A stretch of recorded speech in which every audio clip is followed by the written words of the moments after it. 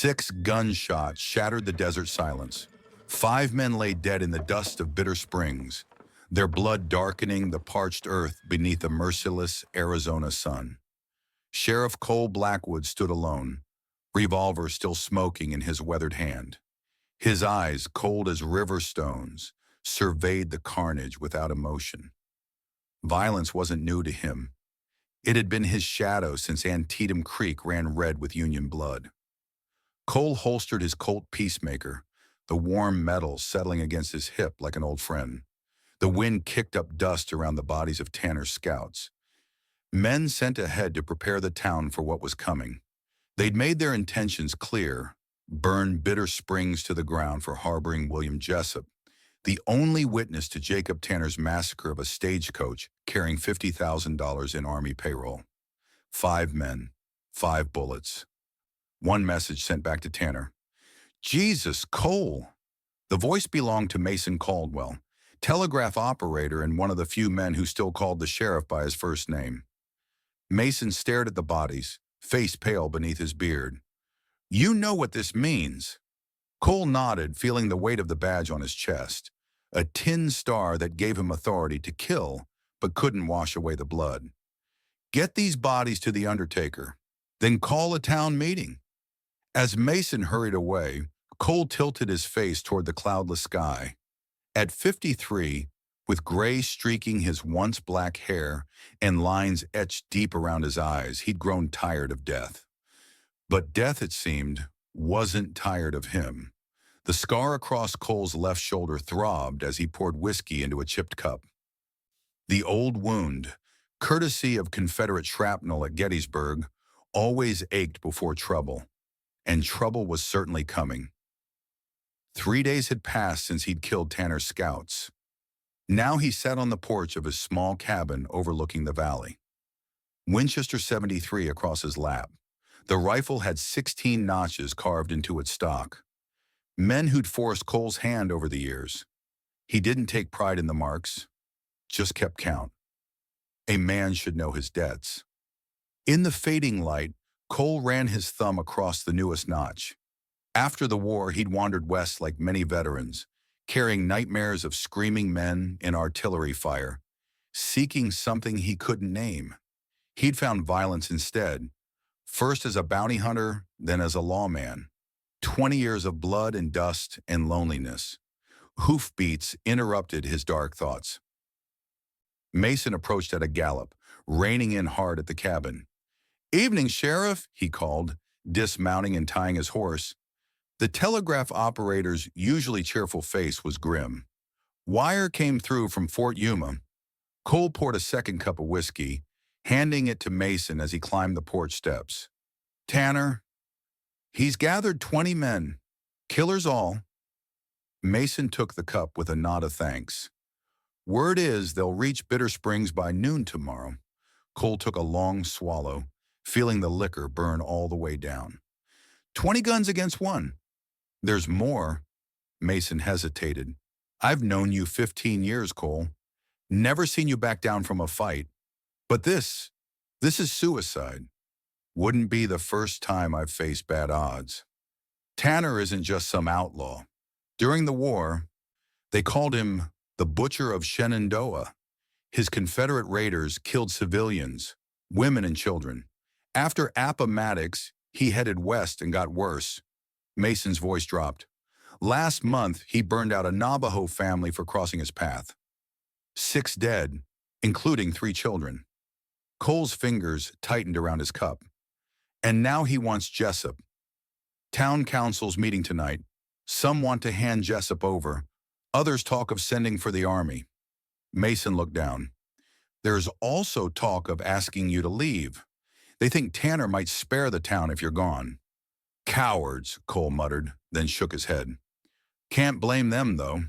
Self-preservation's a powerful instinct."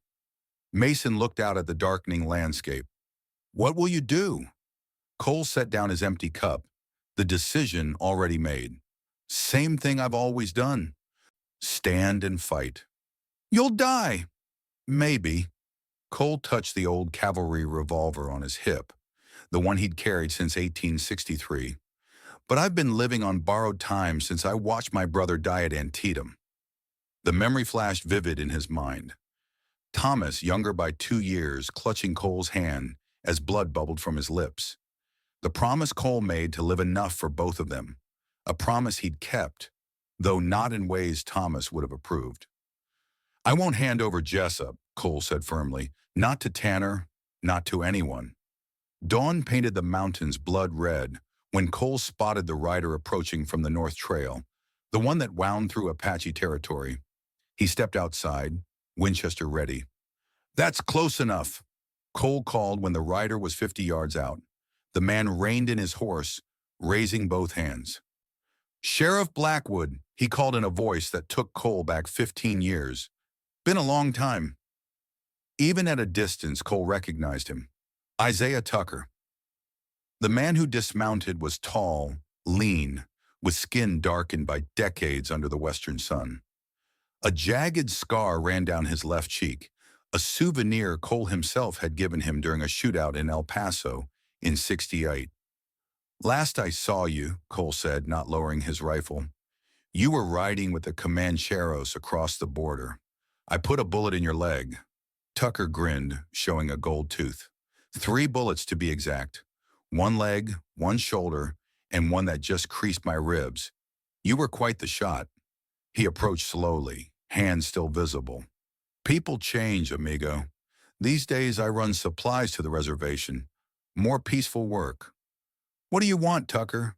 "Heard about your problem. 20 guns riding in.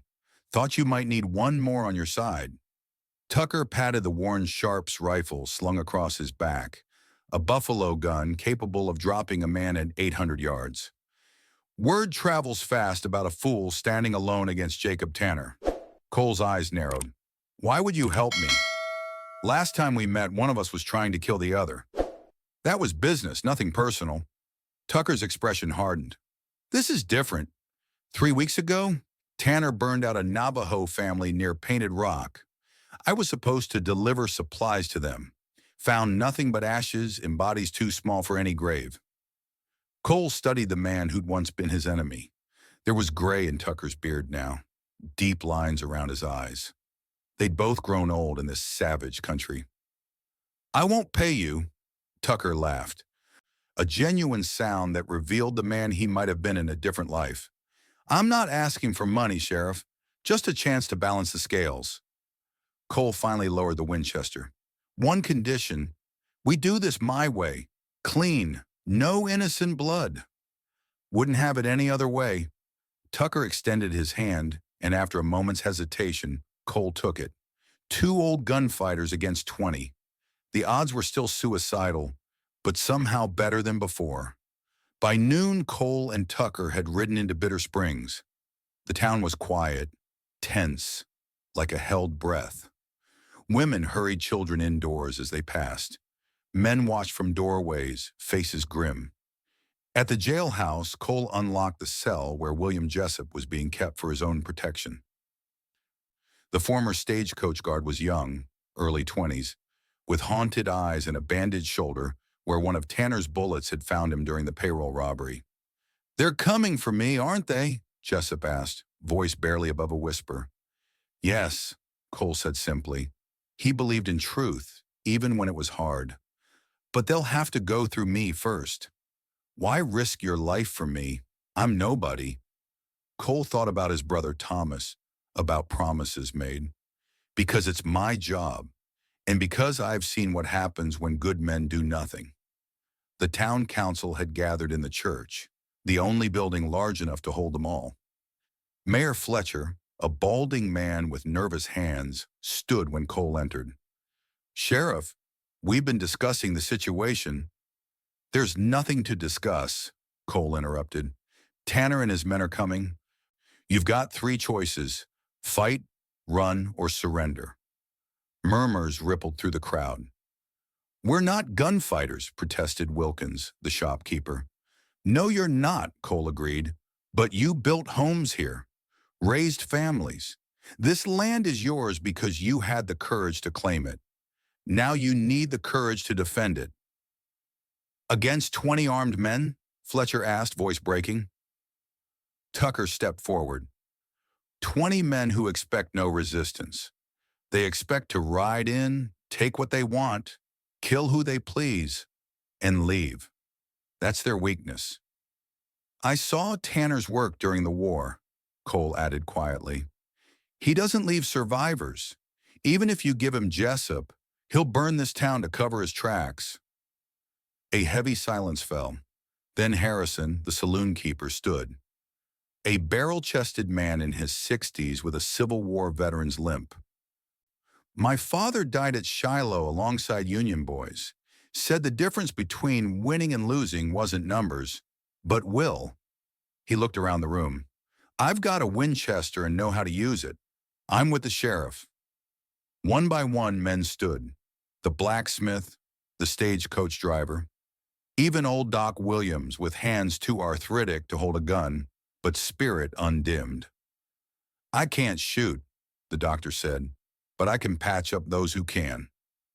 By sunset, they had a plan, not a perfect one, but better than waiting to die. That night, Cole sat alone in his office, loading cartridges into his gun belt. Each bullet slid home with a finality that matched his thoughts. This could be his last night on Earth. A knock at the door broke his reverie. Sarah Williams stood in the doorway, a tray balanced in her hands. 32, unmarried, with chestnut hair pulled back in a practical bun. She was the doctor's daughter, a woman who'd seen too much suffering, but maintained a spine of steel. Thought you might need this, she said, setting down coffee and bread. Thank you. Cole hadn't realized how hungry he was until that moment. Sarah didn't leave. Instead, she sat across from him, watching as he prepared his weapons. The lamplight caught the silver strands in his dark hair, illuminating a face weathered by sun and hardship. You've never talked about it, she said finally. The war. Cole's hands stilled on the revolver he was cleaning. Not much to tell. People say you were a hero, that you saved your entire company at Gettysburg. People talk too much. Cole set the gun down with deliberate care. I just did what needed doing. Like tomorrow? He met her gaze. Like tomorrow? Sarah's eyes didn't waver. The men are saying you're going to die. Could be. Death's been stalking me a long time. Is that why you never married? Never built anything lasting? The personal question surprised him. A man in my line of work wouldn't be fair to a woman. Sarah leaned forward, her voice low but intense. My husband died 6 years ago. Pneumonia took him in 3 days. We had 4 years together. Not enough, but more than nothing. I don't regret a single day, even knowing how it would end. Cole had no answer for that. Did you ever consider, she continued, that refusing to build something out of fear of losing it is its own kind of death? She stood to leave, then paused at the door. My father says a man can either live in the past or build a future. Can't do both. After she left, Cole sat motionless for a long time, her words echoing in his mind alongside memories of Thomas, of battlefields, of 16 notches on a rifle stock. The sun crested the eastern mountains, painting Bitter Springs in gold. The town lay silent, seemingly deserted. Only the occasional glint of sunlight on metal from a window or rooftop betrayed the armed men waiting within. Cole stood alone in the middle of the street, facing east where the riders would come. The weight of his gun belt was familiar, comforting. Tucker was positioned on the roof of the Mercantile, Sharp's rifle ready. Harrison and 5 others waited in the alley beside the saloon. The rest were scattered strategically throughout the town. The plan was simple. Let Tanner's men enter, thinking the town abandoned. Close the trap. Use surprise and position to overcome superior numbers. It might even work if luck was with them. The sun climbed higher. Sweat trickled down Cole's back despite the morning chill. Waiting was always the hardest part. Then he heard it, the distant rumble of hooves, the clinking of metal.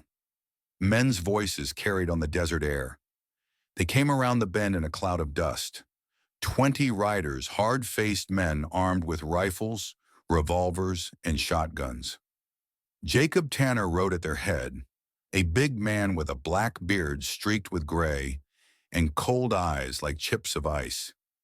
The left sleeve of his duster was pinned up where he lost an arm at Chancellorsville. It hadn't made him less dangerous, only more cruel, as if determined to make the world pay for what he'd lost. The riders slowed as they approached the town, sensing something wrong in the silence. Cole drew his Colt in one fluid motion, muscle memory from 1,000 such moments. "That's far enough, Tanner." The outlaw leader reined in his horse, eyes narrowing as he spotted Cole standing alone.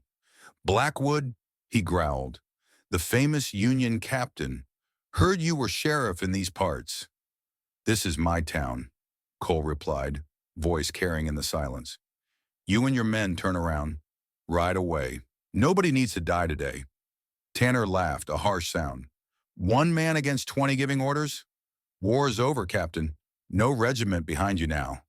"Not one man." Cole raised his left hand in signal. All around the town, defenders rose from hiding places, rifles leveled.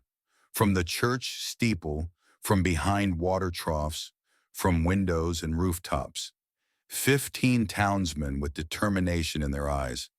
For a moment, uncertainty flickered across Tanner's face. Then his expression hardened. "Kill him," he ordered, reaching for his gun with his remaining hand. Cole fired first. His bullet caught Tanner in the shoulder, spinning him in the saddle. The street erupted in gunfire. 2 of Tanner's men fell immediately, cut down by Tucker's precise shooting from the rooftop.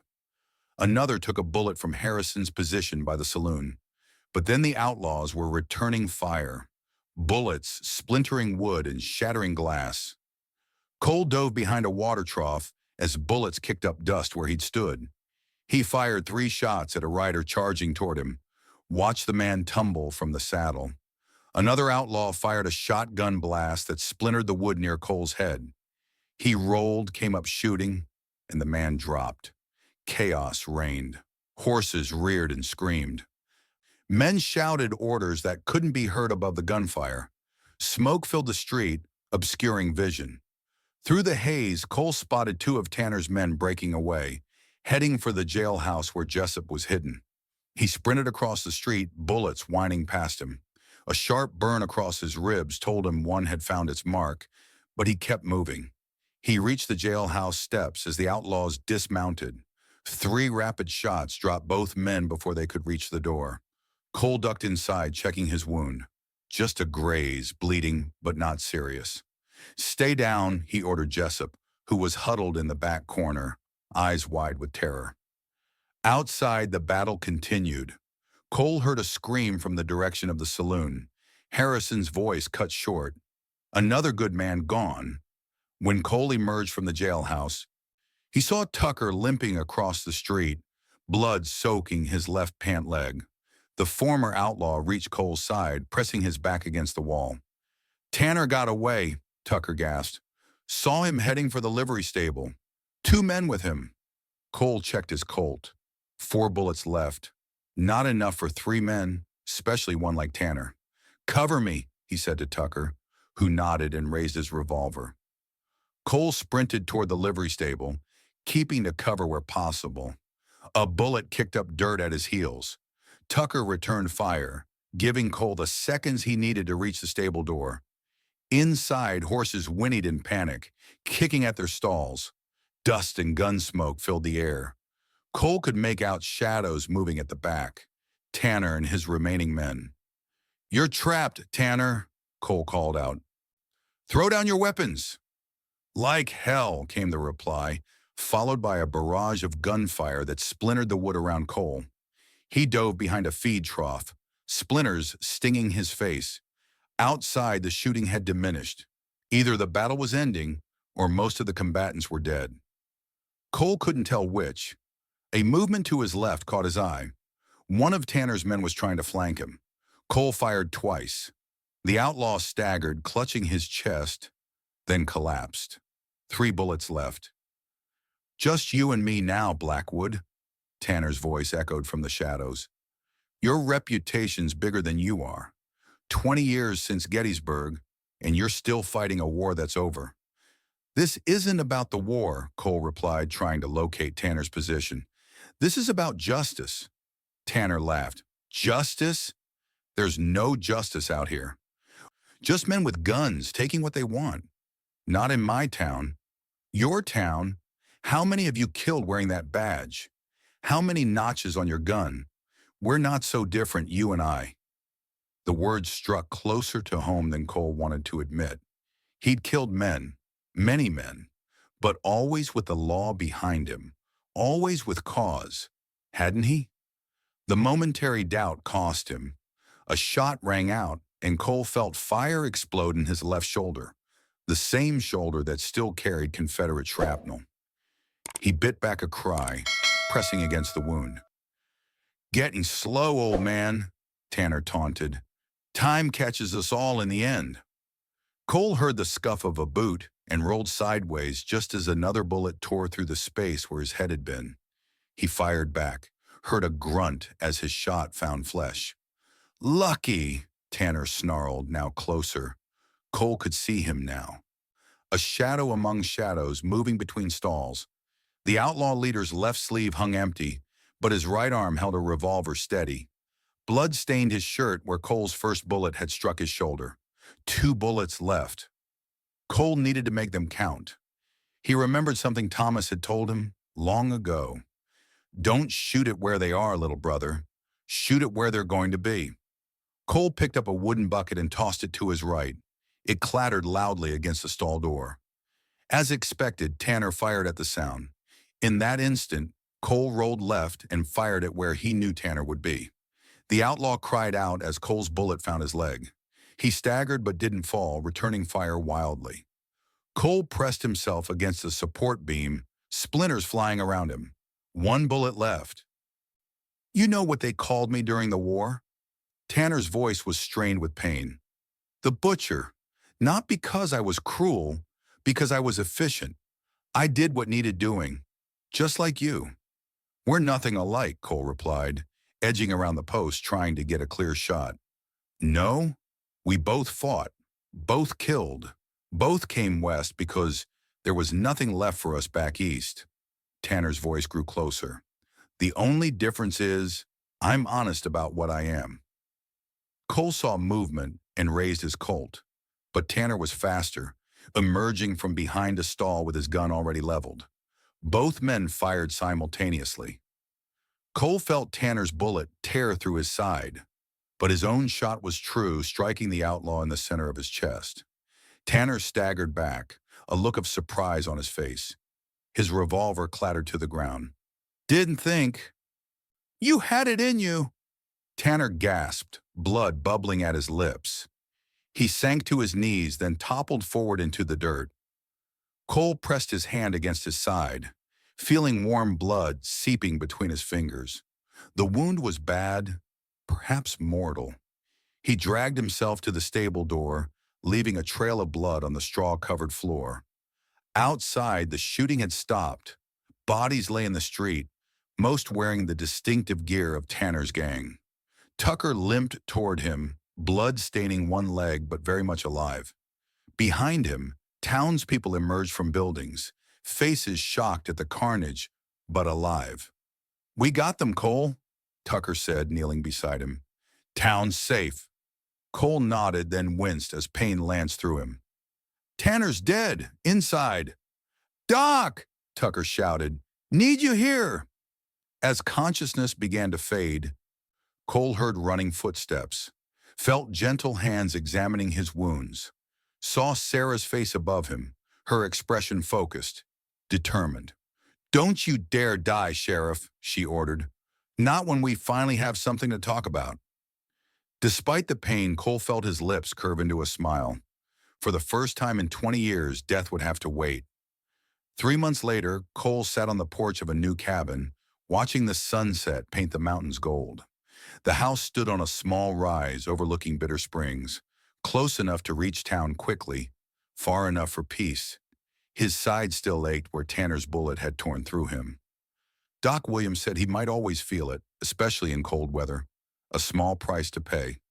The town had buried 3 good men after the battle: Harrison, young Miller from the hardware store, and Sanchez, a Mexican vaquero who'd settled in Bitter Springs 2 years earlier. Cole visited their graves weekly, placing a stone on each marker in the Jewish tradition he'd learned from a sergeant during the war. Remembrance that lasted longer than flowers. Cole looked down at the Winchester across his knees. 16 notches on the stock. No more. He'd made a decision the day they buried Harrison. The killing was done. The town council had offered to keep him on as sheriff. He'd declined. 20 years of violence was enough. Tucker had surprisingly taken the job, saying it was time he stood on the right side of the law. Cole thought he'd do well. Hoofbeats approached, a single rider from town. Sarah dismounted, dressed in a simple blue dress, rather than her usual practical clothing. In the 3 months since the battle, she'd come often, first to check his wounds, then to bring food, then simply to sit with him as the sun set. "Brought you supper," she said, climbing the steps to the porch. "Figure a man still healing shouldn't cook for himself." "Obliged," Cole said, setting aside the rifle to take the basket. Sarah settled into the chair beside him. They sat in comfortable silence, watching the light fade from the sky. Cole had never been much for words, and Sarah had the rare gift of understanding silence. "Jessup left today," she said finally. "Heading to California. Said to thank you again." Cole nodded. He deserves a fresh start. As do others. She turned to look at him, her meaning clear. Cole met her gaze. Thomas had died at 21, never having the chance to build a life. For 20 years, Cole had been living for both of them, but not really living at all. Just surviving. "I've been thinking," he said slowly, "about what you said, about building something." Her hand found his on the armrest between them, warm, strong, sure. "About time, Sheriff," she said softly. As stars appeared in the darkening sky, Cole Blackwood felt something unfamiliar but welcome. Not happiness, not yet, but possibility. The horizon ahead still held challenges, but for the first time in decades, it held promise too. Sometimes a man had to face death to remember how to live.